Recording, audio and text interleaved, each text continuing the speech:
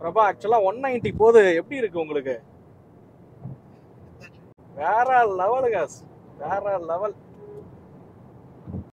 So Nissan எக்ஸ்ரைல் கார்ல கொடுத்துருக்கக்கூடிய engine பார்த்தீங்க அப்படின்னா விசி டர்போ அப்படின்னு சொல்லக்கூடிய ஒரு இன்ஜின் வந்து பயன்படுத்தியிருக்காங்க. இது வந்து ஒரு 3 சிலிண்டர் 1500 சிசி கொண்ட இன்ஜின், மைல்டு ஹைபிரிட் டெக்னாலஜி வந்து பயன்படுத்தியிருக்காங்க. 3 சிலிண்டர் இன்ஜினா அப்படின்னோடனே உங்களுக்கு மிகப்பெரிய ஒரு கேள்வி வரும், என்னப்பா இவ்வளோ ப்ரைஸ் பாயிண்ட்ல ஒரு 3 சிலிண்டர் இன்ஜினை போய் கொடுத்துருக்காங்களே அப்படிங்கிறது. 300 நியூட்டன் மீட்டர் டார்க் வந்து ப்ரொடியூஸ் பண்ணுற வகையில் இந்த வெஹிக்கிளை வந்து உருவாக்கியிருக்காங்க. ஒரு 1500 சிசிலேயே கிட்டத்தட்ட ஒரு 300 நியூட்டன் மீட்டர் டார்க் வந்து ப்ரொடியூஸ் பண்ணுற வகையில் வந்து உருவாக்கியிருக்காங்க. ஸோ விசி அப்படிங்கிறது என்ன, விசி டர்போ அப்படின்னா என்ன புதுசாக இருக்கே அப்படின்ற ஒரு கேள்வி வரும். விசி அப்படிங்கிறது வேரியபிள் கம்ப்ரஷன் ரேஷியோ அப்படின்றதான் மென்ஷன் பண்ணியிருக்காங்க. யூஸ்வலாக பார்த்தீங்க அப்படின்னா விசி வேரியபிள் வால்வ் டெக்னாலஜி வந்து நம்ம வந்து பார்த்துருப்போம். அதே மாதிரி வேரியபிள் ஜாமெட்ரிக்கல் டர்போ சார்ஜர்லாம் வந்து பார்த்துருப்போம். இது எப்படி வந்து ஒரு கம்ப்ரஷன் ரேஷியோ வந்து டிஃபரன்ஸ் ஆகிற மாதிரி கொடுத்துருக்காங்க அப்படின்னு கேட்டிங்கன்னா, ஆக்சுவலாக யூஸ்வலாக பார்த்தீங்கன்னா நம்ம பிஸ்டனில் வந்து ட்ராவல் டிஸ்டன்ஸ் அப்படிங்கிறது ஒன்று இருக்கும். ஸோ மேலே இருந்து கீழே, ஸோ ஏ அண்ட் பி பாயிண்ட்னு ட்ராவல் டிஸ்டன்ஸ் அப்படிங்கிறது வந்து இருக்கும். அந்த ட்ராவல் டிஸ்டன்ஸை குறைக்கிறது மூலியமாக low compression ratio high compression ratio அப்படின்ற மாதிரி மாற்றிருக்காங்க. இப்போ ஒரு உதாரணத்துக்கு உங்களுக்கு புரிகிற மாதிரி சொல்லணும் அப்படின்னா, பிஸ்டனோட ட்ராவல் டிஸ்டன்ஸ் வந்து புல்லட் பைக்கில் வந்து அதிகமாக இருக்கும். நம்ம அதை என்ன சொல்லுவோம், லாங் ஸ்டோக் இன்ஜின் அப்படின்னு வந்து சொல்லுவோம். இதே கேடிஎம் RC 200 இந்த மாதிரி RC 390 மாதிரி பைக்ஸ்லாம் பார்த்தீங்க அப்படின்னா ட்ராவல் டிஸ்டன்ஸ் வந்து கம்மியாக இருக்கும். அதை வந்து ஷார்ட் ஸ்டோக் இன்ஜின் அப்படின்னு வந்து நம்ம சொல்லுவோம். ஸோ அதே தான் இவங்க வந்து பண்ணியிருக்காங்க. ஸோ லாங் ஸ்டோக்கில் இருக்கும்போது இது வந்து ஹை கம்ப்ரஷன் ரேஷியோவில் ஒர்க் ஆகிற மாதிரியும், ஷார்ட் ஸ்டோக்கில் இருக்கும்போது லோ கம்ப்ரஷனில் ஒர்க் ஆகிற மாதிரி அந்த ட்ராவல் டிஸ்டன்ஸை வந்து குறைக்கிறாங்க. இது மூலியமா, அதாவது ஹை கம்ப்ரஷன்ல ஓடும் போது மைலேஜ் அதிகமாக கிடைக்கிற மாதிரி வந்து பண்ணியிருக்காங்க.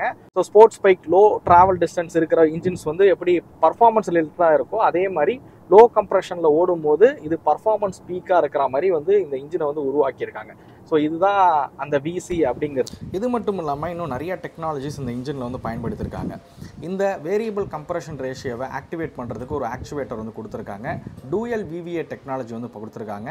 அது மட்டும் இல்லாமல் இந்த இன்ஜின் பார்த்தீங்க அப்படின்னா MPFI டெக்னாலஜியும் கொடுத்துருக்காங்க, டைரக்ட் ஃபியூல் இன்ஜெக்ஷன் டெக்னாலஜியும் வந்து பயன்படுத்தியிருக்காங்க. ஸோ நம்ம கொடுக்குற ஆக்சிலரேஷனுக்கு தகுந்த மாதிரி இந்த டெக்னாலஜியெல்லாம் ஒர்க் ஆகிற மாதிரி இந்த இன்ஜினை வடிவமைச்சிருக்காங்க. ஸோ சரியான டார்க்கு பிச்சுக்கிட்டு போகுதுன்னு தான் சொல்லணும் வண்டி. சும்மா அப்பா, இது ஆக்சுவலாக நாங்கள் ஓட்டி பார்க்குறது பார்த்தீங்க அப்படின்னா எக்ஸ்பிரஸ் வே தான். ஸோ அதனால தான் நாங்கள் இந்த ஸ்பீடில் வந்து ஓட்டுறோம். பிரபா ஆக்சுவலாக 190 போது எப்படி இருக்கு உங்களுக்கு? வேற லெவலுங்க, வேற லெவல்.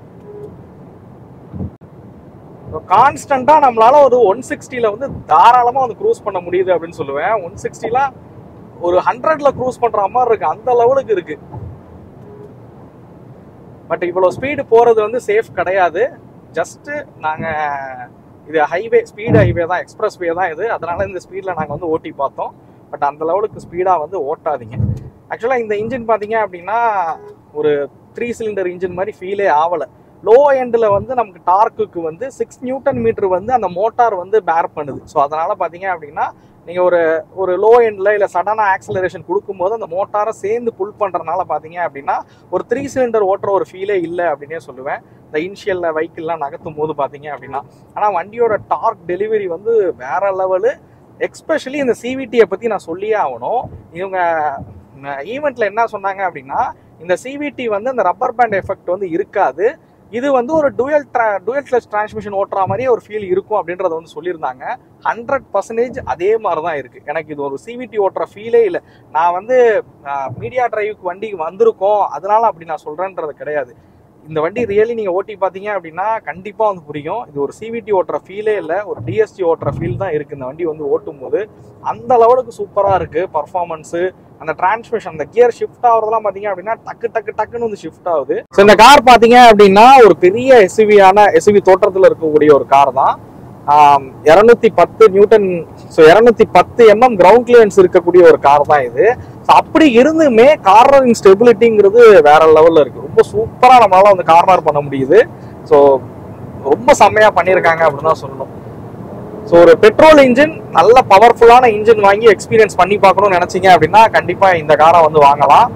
ஸோ பர்ஃபார்மன்ஸ் வேற லெவலுங்க. எனக்கு இந்த காரை விட்டு இறங்க மனசே வரல, அந்த லெவலுக்கு சூப்பரா இருக்கு பர்ஃபார்மன்ஸ் பொறுத்த வரைக்கும். அவ்வளோ சூப்பரா பண்ணியிருக்காங்க. ஸோ ஒரு கார்னர் பண்றேன் நான் வந்து, ஒரு சின்ன கார்னர் தான், ஒரு 160ல வந்து பண்றேன். எப்படி இருக்குன்னு மட்டும் பாருங்க. பாடி ரோல் சுத்தமா இல்லை. இந்த 160ல பண்ணும்போது பாடி ரோல் சுத்தமா இல்லை. 170 இந்த கார்னர் நான் பண்ணும்போது, ஏன் ஒரு 180 190. ஸோ 180க்கு மேலதான் வந்து அந்த பர்ஃபார்மன்ஸ் வந்து குறையிறது நமக்கு தெரியுது. பட் 190 என்ன சொல்லன்னு தெரியலங்க.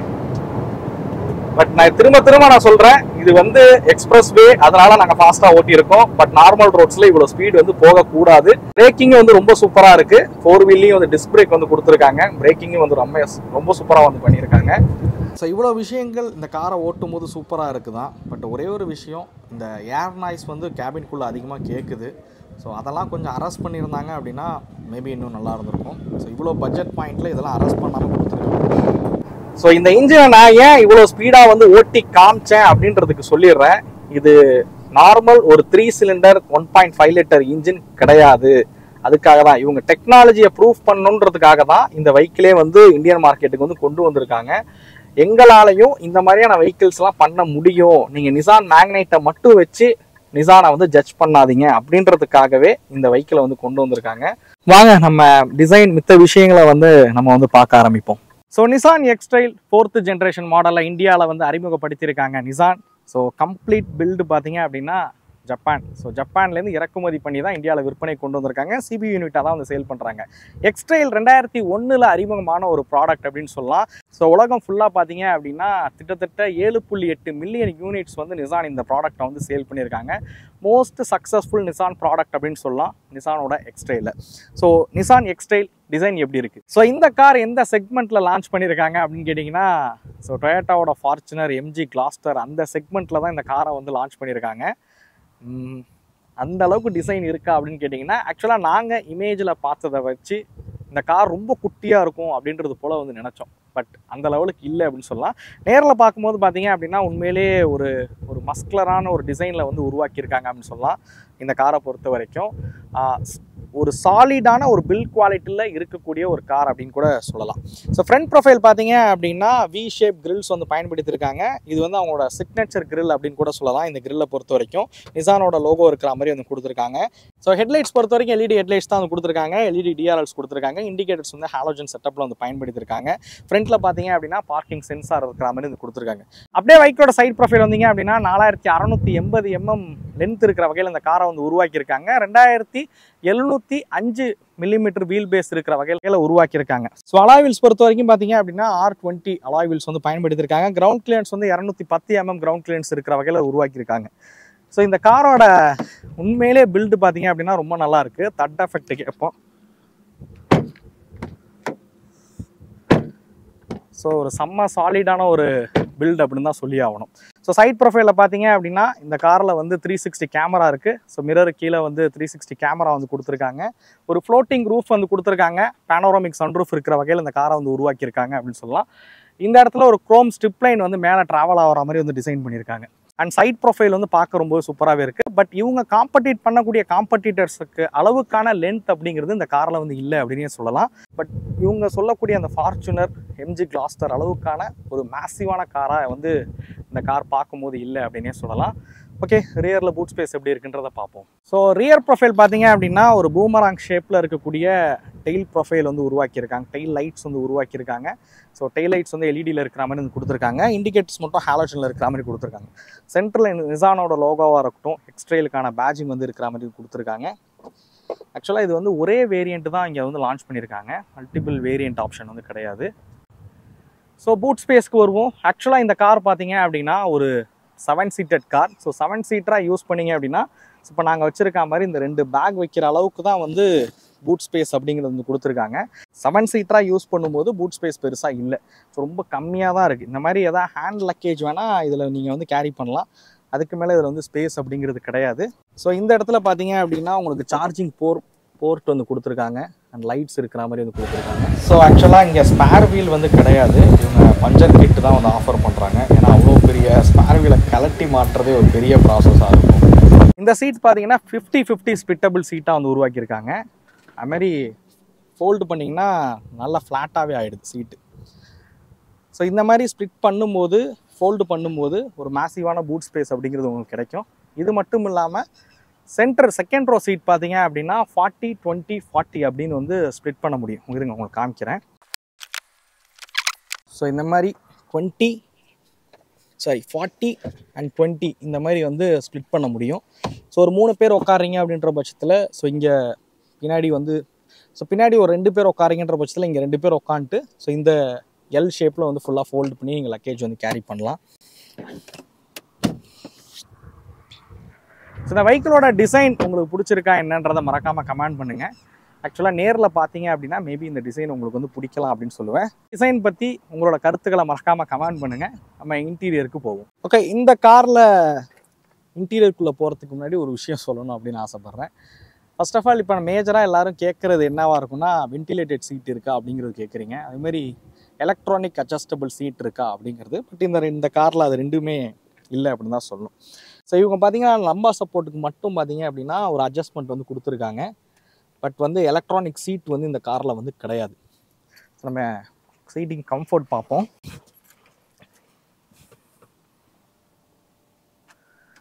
ஓகே, கம்ஃபர்ட் பார்த்தீங்க அப்படின்னா நல்லாவே இருக்குது. ஸோ நல்ல கம்ஃபர்டபுளான ஒரு சீட்டிங் அப்படின்னு சொல்லுவேன். ஹைட் அட்ஜஸ்டபிள் இருக்குது. ஸோ உங்கள் ஹைட்டுக்கு தகுந்த மாதிரி சீட்டை வந்து அட்ஜஸ்ட் பண்ணிக்கவும் முடியும். ஸோ ஸ்டேரிங்கும் பார்த்தீங்க அப்படின்னா உங்களால் வந்து டில்ட் வந்து பண்ண முடியும். அதே மாதிரி டெலஸ்கோப்பும் வந்து பண்ண முடியும். ஸோ டில்ட் அண்ட் டெலஸ்கோபிக் ஸ்டேரிங்காக வந்து கொடுத்துருக்காங்க. அது மாதிரி பேடல் ஷிஃப்டர் வந்து அவைலபிளாக இருக்குது. க்ரூஸ் கண்ட்ரோல் ஃபங்க்ஷனாக இருக்கட்டும், மியூசிக் சிஸ்டமுக்கான கண்ட்ரோல்ஸாக இருக்கட்டும், எல்லாமே இருக்கிற மாதிரி கொடுத்துருக்காங்க. சென்டரில் நிசான் லோகோவோட ஹாரன் வந்து கொடுத்துருக்காங்க. Leather wrap steering. Instrument cluster பொறுத்த வரைக்கும் பார்த்தீங்க அப்படின்னா 12.3 இன்ச்சஸ் இருக்கக்கூடிய இன்ஸ்ட்ருமெண்ட் கிளஸ்டர் வந்து பயன்படுத்தியிருக்காங்க. ஸோ இந்த கிளஸ்டரில் வந்து எல்லா இன்ஃபர்மேஷன்ஸுமே வந்து பார்க்க முடியும். ஸோ ஆவரேஜ் ஃபியூல் எக்கனாமியாக இருக்கட்டும், டிஸ்டன்ஸ் டு எம்டியாக இருக்கட்டும், ஸோ இது எல்லாமே பார்த்தீங்க அப்படின்னா இதில் வந்து உங்களால் பார்க்க முடியும். மியூசிக் சிஸ்டம் தான் வந்து கொஞ்சம் சின்னதாக இருக்குது. ஐ திங்க் இது வந்து ஒரு 8 இன்ச்சஸ் இருக்கும்னு நினைக்கிறேன். 8 to 9 இன்ச்சஸ் இருக்கக்கூடிய ஒரு மியூசிக் சிஸ்டம் வந்து கொடுத்துருக்காங்க. ஸோ 360 கேமரா இருக்கிற மாதிரி வந்து கொடுத்துருக்காங்க. ஸோ இந்த காரில் 360 கேமரா அவைலபிளாக இருக்குது.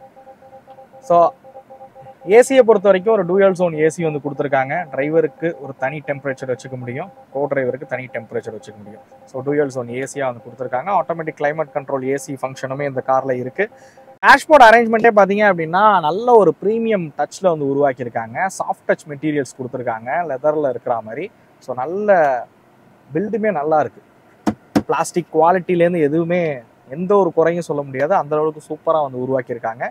அதே மாதிரி இந்த காரில் இருக்கக்கூடிய ஃபீச்சர்ஸ் அப்படின்னு கேட்டிங்கன்னா உங்களுக்கு ஒயர்லெஸ் சார்ஜர் அவைலபிளாக இருக்குது. ஆண்ட்ராய்டு ஆட்டோ, ஆப்பிள் கார்ப்ளே இருக்கிற மாதிரி மியூசிக் சிஸ்டம் கொடுத்துருக்காங்க. எலக்ட்ரானிக் பார்க்கிங் பிரேக் இருக்குது. அது மாதிரி ஆட்டோ ஹோல்ட் ஃபங்க்ஷனுமே வந்து கொடுத்துருக்காங்க. டிரைவிங் மோட்ஸ் இருக்குது. ஸோ இந்த இடத்துல ஒரு சின்ன ஸ்டோரேஜ் ஸ்பேஸு, இது பட்டர்ஃப்ளை டைப்பில் ஓப்பன் ஆகிற மாதிரி கொடுத்துருக்கோம் அப்படின்னாங்க. ஸோ இதுவும் நல்லாயிருக்கு. சின்ன ஒரு ஸ்டோரேஜ் ஸ்பேஸ் வந்து கொடுத்துருக்காங்க. பட் இந்த காரில் வந்து மேஜராக ஃபீச்சர்ஸ் அப்படிங்கிறது கொஞ்சம் கம்மியாக இருக்குது அப்படின்னு சொல்லலாம். ஸோ இப்போ நிறைய பேர் எதிர்பார்க்கக்கூடிய வென்டிலேட்டட் சீட்டாக இருக்கட்டும், எலக்ட்ரானிக் அட்ஜஸ்டபிள் சீட்டாக இருக்கட்டும், இந்த மாதிரியான ஃபீச்சர்ஸ்லாம் வந்து இந்த காரில் வந்து மேஜராக கம்மியாக இருக்குது அப்படின்னு சொல்லுவேன். ஸோ இது வந்து ஃபீச்சர்ஸ் ரிலேட்டடான கார் கிடையாது, இது வந்து டெக் ரிலேட்டடான கார் அப்படின்னு சொல்லலாம். புது டெக்னாலஜிஸ் வந்து இந்த காரில் இன்ஜின் ரிலேட்டடாக வந்து பயன்படுத்தியிருக்காங்க. ஸோ வாங்க ரியர் சீட் கம்ஃபர்ட் எப்படி இருக்குன்றதை பார்ப்போம். ஆக்சுவலாக இந்த டோர் பார்த்தீங்க அப்படின்னா 85 டிகிரி வந்து ஓப்பன் ஆகும் அப்படின்ட்டு இருக்காங்க. ஸோ நல்ல ஒய்டராகவே வந்து ஓப்பன் ஆகுது. பெரியவங்கெல்லாம் ஏறி இறங்க ஈஸியாக இருக்கும் அப்படின்னு சொல்லலாம்.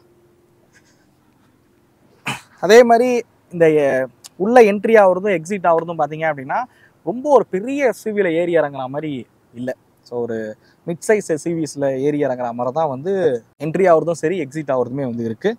சீட்டிங் கம்ஃபர்ட் பார்க்கலாம். ஸோ இந்த சீட் பார்த்தீங்க அப்படின்னா உங்களால் ஃப்ரண்ட் அண்ட் பேக் வந்து மூவ் பண்ணிக்கவும் முடியும். அதே மாதிரி ரிக்ளைனிங் ஃபங்க்ஷன் இருக்கிற மாதிரி வந்து கொடுத்துருக்காங்க. ஸோ டிரைவர் சீட் வந்து எனக்கு ஹைட்டுக்கு தகுந்த மாதிரி வச்சுருக்கேன். இந்த சீட்டை இன்னும் கொஞ்சம் நவுத்தி வச்சுக்கிறேன். ஓகே,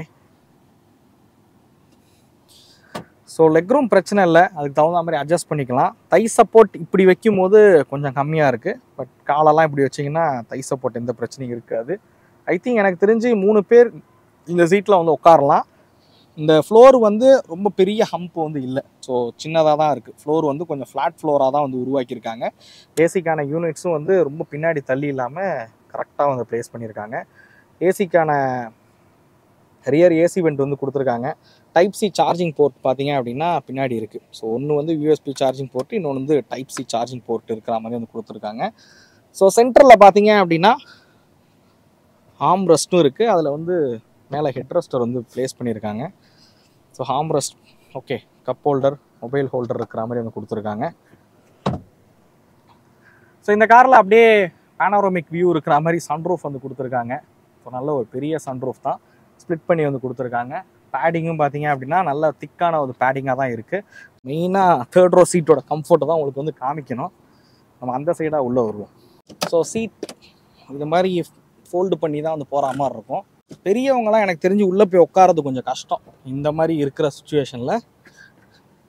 ஐயப்பா வந்தாச்சு, ரைட்டு. உள்ளே வந்தோம். ஆம்ரெஸ்ட்டு ஹெட் ரெஸ்டர் பார்த்தீங்க அப்படின்னா முதுகில் இடிக்கிற மாதிரி வந்து வச்சுருக்காங்க. ஸோ ஹெட் ரெஸ்டர் மட்டும் பாருங்கள் எவ்வளோ பெருசுன்னு. ஹெட்ரூம் பார்க்குறீங்க, சுத்தமாக இல்லை ஹெட்ரூமு. ஒரு பள்ளத்தெல்லாம் விட்டா சத்தியமாக மண்டை காலி, இந்த லெவலுக்கு தான் இருக்குது ஹெட்ரூமு. தை சப்போர்ட்டுங்கிறது சுத்தமாக இல்லை. ஸோ இது வந்து நிசானே என்ன சொல்லிட்டாங்க அப்படின்னா இது வந்து ப்ராப்பர் 7 சீட்டர் கார் கிடையாது. ஸோ இது வந்து சைல்டு சீட்டாக தான் வந்து டிசைன் பண்ணியிருக்காங்க. இதில் வந்து கிட்ஸ் தான் வந்து உட்கார முடியும். ஸோ அந்த அளவில் தான் வந்து இந்த சீட்டை வந்து கொடுத்துருக்காங்க. பெரியவங்க உட்காந்து போகிறதுங்கிறது ரொம்ப கஷ்டம். இதை நீங்கள் 5 சீட்டராக கன்சிடர் பண்ணுறது நல்லது. 7 சீட்டருக்காக இந்த கார் வந்து போக வேணாம் அப்படின்னு சொல்லுவேன். ஓகே, 5 சீட்னா ஓகே. இருங்க, எதுக்கு இதை வேணால் க்ளோஸ் பண்ணி வேணால் காட்டுறேன் எப்படி இருக்குன்னு பாருங்கள். என்னங்க இடிக்குது, இப்படி வந்து சுத்தமாக இடிக்குது. ஆக்சுவலாக இந்த சீட்டு வந்து எனக்கு தகுந்த கம்ஃபர்ட்டில் வந்து வச்சுருக்கேன். அப்படி வச்சா உட்காரவே முடியாது. இந்த மாதிரி ஏதோ அட்ஜஸ்ட் பண்ணால் இப்படி உட்காரலாம்.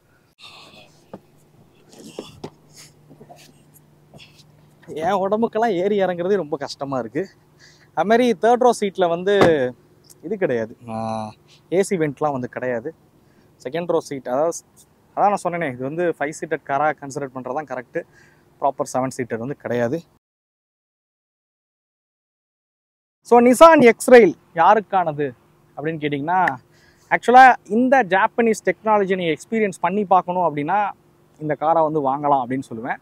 இதோட எக்ஸ்பெக்டட் ப்ரைஸ் பார்த்தீங்க அப்படின்னா ஆல்மோஸ்ட் ஒரு 38 to 40 lakhs எக்ஸ்ஷோரூம் வரும் அப்படிங்கிறாங்க.